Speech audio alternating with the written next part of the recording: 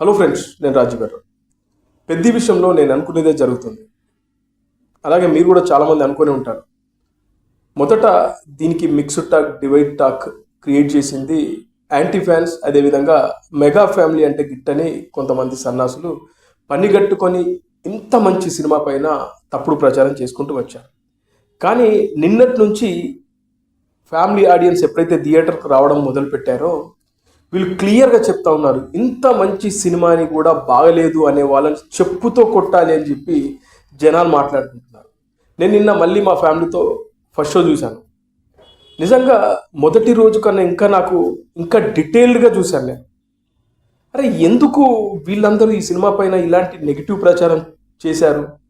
ఒక సినిమా అది ఒక కులానికి సంబంధించింది కాదు, ఒక మతానికి సంబంధించింది కాదు. ఏ వ్యక్తికైనా ఒక అభిమాన హీరో ఉంటాడు. అంత మాత్రానికి ఒక మంచి సినిమాని, దీన్ని నమ్ముకున్న ఇండస్ట్రీని చంపడం ఎందుకు అనిపించింది నాకు నిజంగా నిన్న. ఎంత గ్రేట్గా ఉందంటే అసలు సినిమా రెండోసారి చూసే టైంలో కూడా ఇంకా నాకు ఆ గూస్ బంప్స్ కానీ, క్లైమాక్స్లో రామ్ చరణ్ ఇచ్చే స్పీచ్ కానీ, అదేవిధంగా డీటెయిల్డ్గా గమనిస్తే రామ్ చరణ్ ఎంత హార్డ్ వర్క్ చేశాడు. అలాగే ఈ సినిమాలో మెయిన్ అందరూ అంటే ఎవరైతే ఈ నెగిటివ్ రివ్యూస్ మాట్లాడిన పూల చెక్కగాడు కానీ, ఇంకొంతమంది కానీ, అదేవిధంగా కొంతమంది యాంటీ ఫ్యాన్స్ కానీ ఏం మాట్లాడుతున్నారంటే, హీరోయిన్ క్యారెక్టర్ అచ్చయ్యమ్మ, ఆ క్యారెక్టర్ గురించి అందరు తప్పుగా మాట్లాడుతున్నారు. అసలు ఆ క్యారెక్టర్ని పెట్టాల్సింది కాదు, హీరోయిన్ ఇంపార్టెన్స్ లేదు, అసలు హీరోయిన్ని ఒక వేరేలా చూపించారు అని చెప్పేసి రకరకాలుగా మాట్లాడుతున్నారు. ఎవరన్నారా హీరోయిన్కి ఇంపార్టెన్స్ లేదని ఆ సినిమాలో? అసలు ఈ కథ టర్న్ తీసుకోవడమే హీరోయిన్ క్యారెక్టర్తో. అసలు సినిమాలు చూడడం మీకు వచ్చా? అసలు మీకు రివ్యూలు చెప్పడం వచ్చా? అదేవిధంగా మీరు కథ గురించి అనాలిసిస్ చేసేంత సత్తా, సరుకు మీలో లేదు అనేదే నాకు మీ వ్యవహార శైలి చూస్తే, మీరు మాట్లాడే విధానం చూస్తే నాకు అర్థమవుతుంది.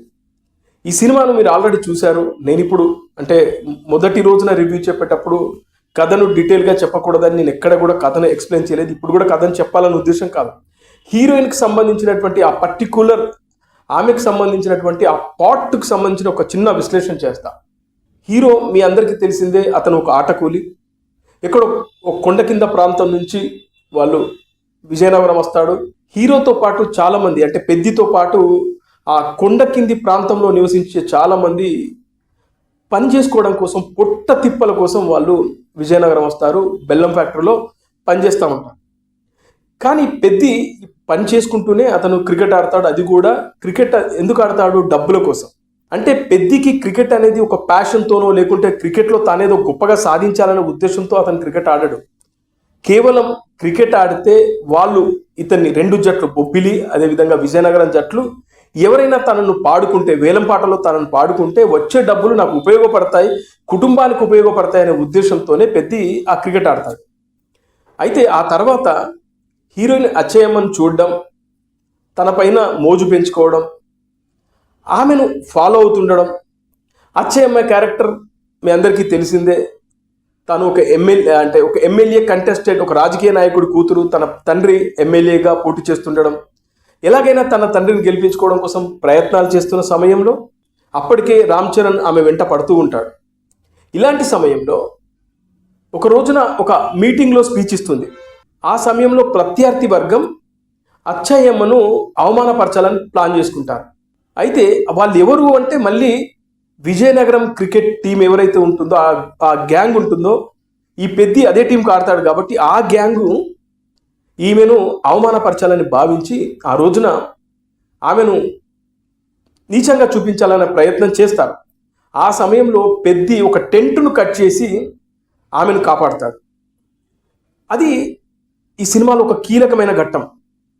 అలా కాపాడిన తర్వాత అప్పటికే ఆమె మీద ఇష్టం పెంచుకున్నటువంటి పెద్ది, వాళ్ళు ఎవరైతే ఆ గ్యాంగ్ ఉందో, ఆ విజయనగరం గ్యాంగ్, సేమ్ టైం రాజకీయ ప్రత్యర్థులు ఎవరైతే ఉన్నారో అచ్చయ్యమ్మకు, వాళ్ళను ఇతను ఒక టార్చ్ లైట్ నోట్లో పెట్టుకొని ఈయన ఫేస్ కనబడకుండా తీవ్ర ప్రయత్నాలు చేస్తాడు. వాళ్ళని బాగా కొడుతున్న క్రమంలో వాళ్ళకి ఇతని ఫేస్ తెలిసిపోతుంది.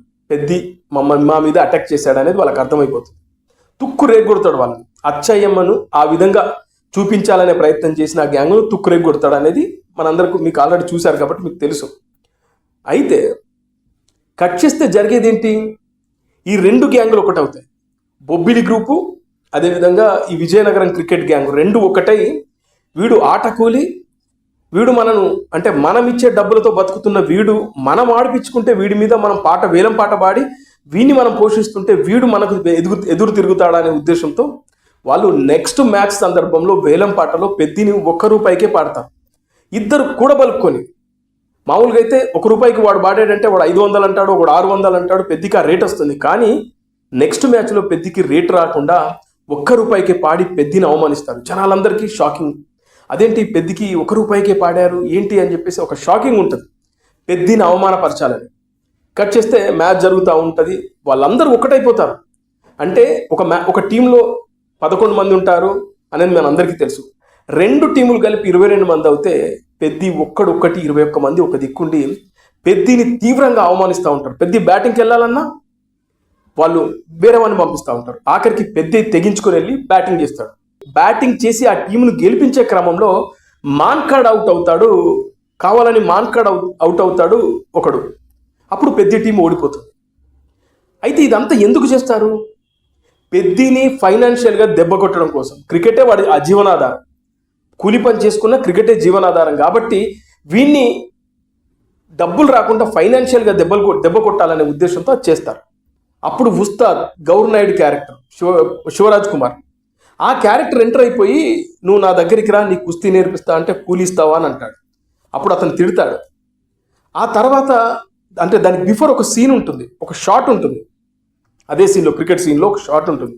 అదేంటంటే అప్పల్ సూరి అడుగుతాడు, రేపు పెద్ది నేను ఎమ్మెల్యేలను వాళ్ళని వీళ్ళని కలవడానికి నేను దూరంగా వెళ్ళాలి, ఒక ₹100 ఇవ్వరా అంటే ఆట అయిపోయి ఇస్తాను అని అంటాడు. అంటే ఎందుకు, ఏ కాన్ఫిడెన్స్తో అంటాడు? తనను వేలం పాటలో ఎక్కువగా పాడుకుంటారు కాబట్టి డబ్బులు వస్తే ₹100 ఈయనకి ఇస్తే ఈ అప్పల్ సూరి క్యారెక్టర్ ప్రయత్నాలు చేస్తుంది అనమాట. వాళ్ళ దగ్గర వీళ్ళ దగ్గర తిరిగి తన ఊరికి మంచి చేయడం కోసం ప్రయత్నాలు చేస్తూ ఉంటారు. అయితే అప్పుడు డబ్బులు రావు. ఆ తర్వాత వీళ్ళందరూ మళ్ళీ తమ ఊరు కొండకాడికి వచ్చిన తర్వాత ఆ జరిగిన ఇన్సిడెంట్ ఏదైతే ఉంటుందో అది ఈయనను కలిచివేస్తుంది.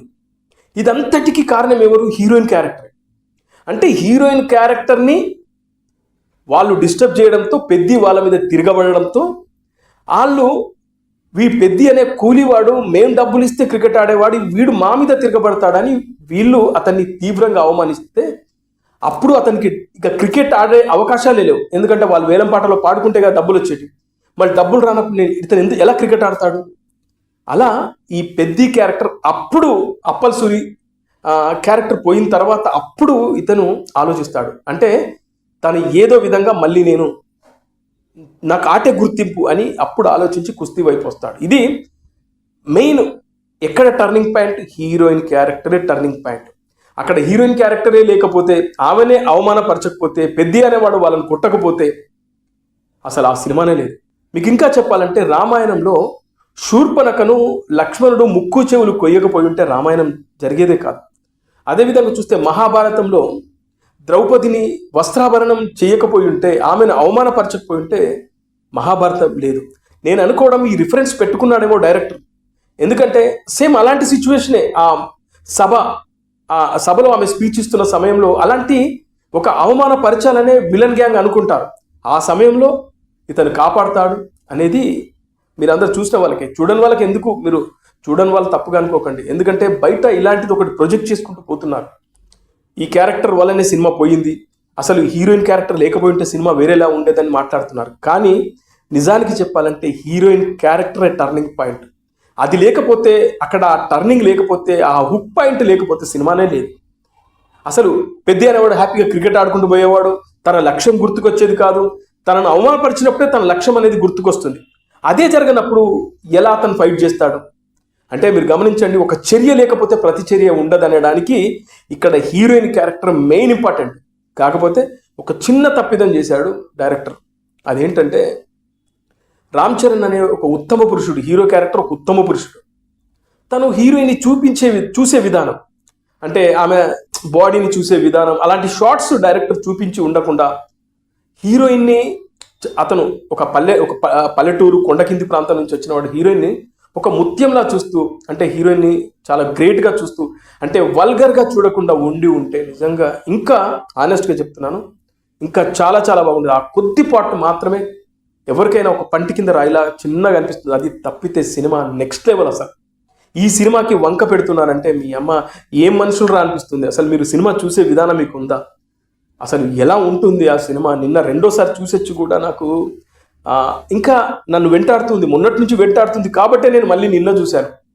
పబ్లిక్ నిన్న బయటకు వచ్చిన ప్రతి ఒక్కరు, ఫ్యామిలీ ఆడియన్స్ అయితే విపరీతంగా ప్రతి ఒక్కరు వాళ్ళ పిల్లలకు చెప్తున్నారు, చూసారా పెద్ద అనే క్యారెక్టర్ ఎంత హార్డ్ వర్క్ చేస్తారు, లైఫ్లో గోల్ ఉండాలి, మనం మళ్ళీ పుడతామా, ఉన్నప్పుడే భూమి మీద ఉన్నప్పుడే ఏదో ఒకటి సాధించాలి, తన గుర్తింపు కోసం, తన ఊరు గుర్తింపు కోసం తను ఎంతటి రిస్క్ చేశాడు అనేదే కదా ఈ కథ.